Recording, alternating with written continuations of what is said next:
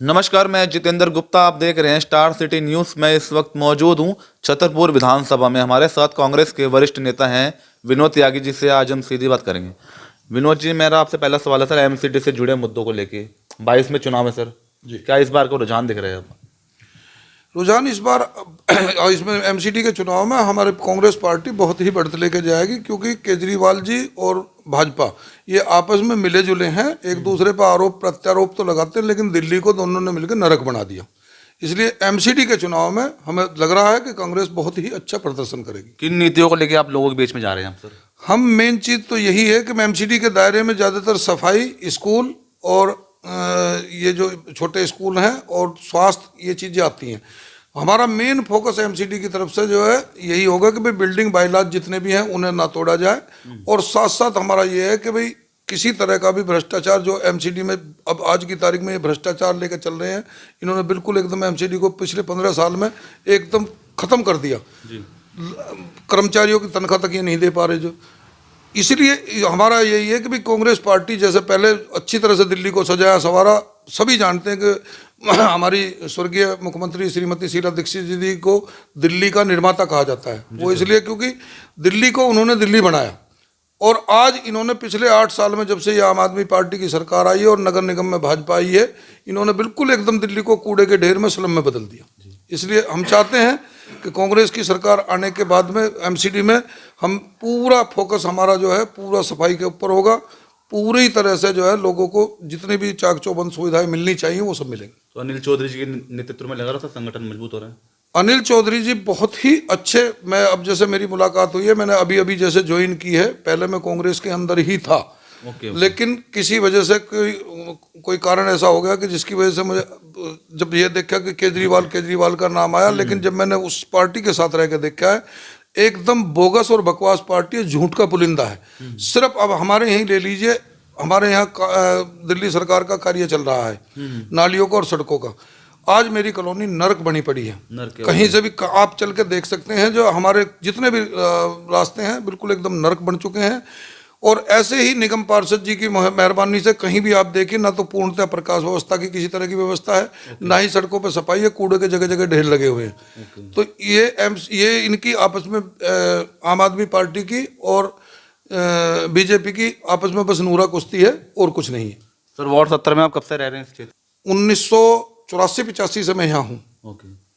तो सर, लोगों के बीच में आपकी कैसी उपस्थिति है, क्या आप सेवा कर रहे हैं? अब ये तो आप लोगों से ही पूछ सकते हैं। मैं 2 बार इस कॉलोनी का चुनाव प्रधान रहा हूँ, छतरपुर एक्सटेंशन का। लोग मुझे कितना प्यार करते हैं लोगों से आप पूछ सकते हैं। हर आदमी मेरे बारे में, और इससे ज़्यादा मैं क्या कह सकता हूँ कि मेरे वार्ड के अंदर किसी भी आदमी से आप मेरा नाम पूछ लिए, हर आदमी बता देगा। और रही बात ये, सभी जानते हैं कि विनोद त्यागी ऐसा नाम है कि जो 24 घंटे लोगों की सेवा में उपलब्ध मिलता है। मैं कभी फ़ोन बंद नहीं करता। तो सर, जिस तरह आप अपनी सेवा दे रहे हैं लोगों के बीच, क्या लगता है इस बार जैसे चुनाव है एमसीडी के, क्या आप इस चुनाव के दौर में आप रहेंगे? आप मुझे अच्छी तरह से पता है कि अगर पार्टी मुझे जो है आदेश देती है, जो भी पार्टी का आदेश होगा मेरे सिरोधार्य होगा। जो पार्टी अगर मुझे चुनाव लड़ने का आदेश देती है तो मुझे पता है कि मैं छतरपुर सीट को निकालने में कामयाब रहूंगा। कैसे परफॉर्मेंस रहेगी सर समाज के बीच में आपकी? मुझे लोगों का हमेशा से प्यार मिलता है। मैं आज भी एक बार 10 मिनट के लिए भी लोगों को याद करूं, एक आदमी को याद करूं, 20 आदमी खड़े होते हैं। मुझे हर आदमी का प्यार मिलता है। मेरी कॉलोनी और मेरे क्षेत्र के लोगों का, सभी का मेरे पे हमेशा से ये मेरा सौभाग्य रहा है कि मेरे हर आदमी से मेरे साथ प्यार मिलता है। सर, आज की स्थिति आप देख रहे हैं, कांग्रेस की कहीं ना कहीं डामाडोल दिखाई दे रही है सर।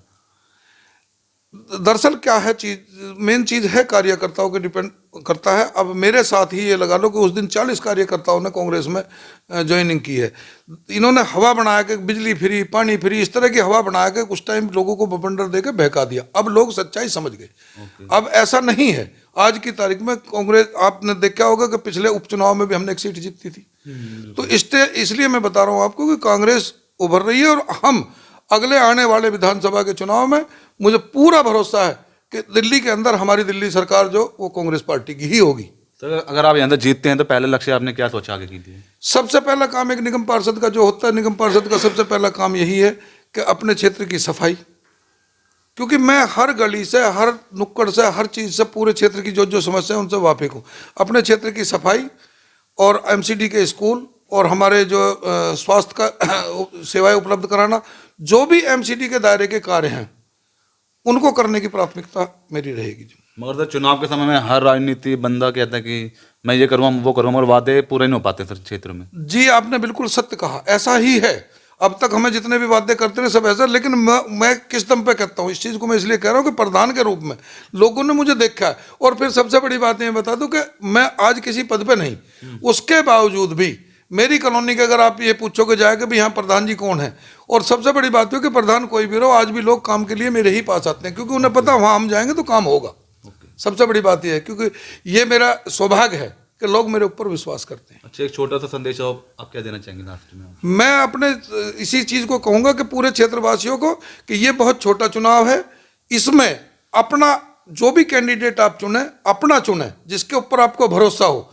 इसमें लोगों से मेरी यही अपील होगी कि इसमें सबसे बड़ी चीज ये है कि जिस आदमी के ऊपर आपको पूर्ण विश्वास और भरोसा है उसी इंसान को आप चुनिए, आपके बीच में से हो, आपका अपना हो, आपको हर समय उपलब्ध हो, ऐसा ही कैंडिडेट चुनेंगे तभी आप, वरना तो जिस तरह से हम अभी तक जो है सफर कर रहे हैं इसी तरह से हम करते रहेंगे।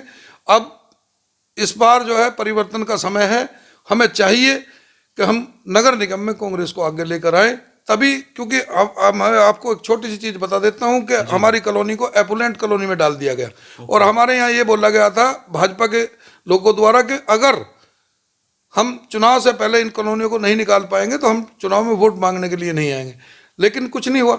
ये सिर्फ शीला दीक्षित जी की मेहरबानी थी कि हमें 916 नंबर पे और एलिजिबिलिटी सर्टिफिकेट दिया गया था। आज अगर कांग्रेस की सरकार होती तो हमारी कॉलोनियां अब तक पास हो जाती। छतरपुर विधानसभा के अंदर जितनी कॉलोनियां रुकी हुई हैं ये सिर्फ भाजपा की और आम आदमी पार्टी की नूरा कुश्ती की देन है।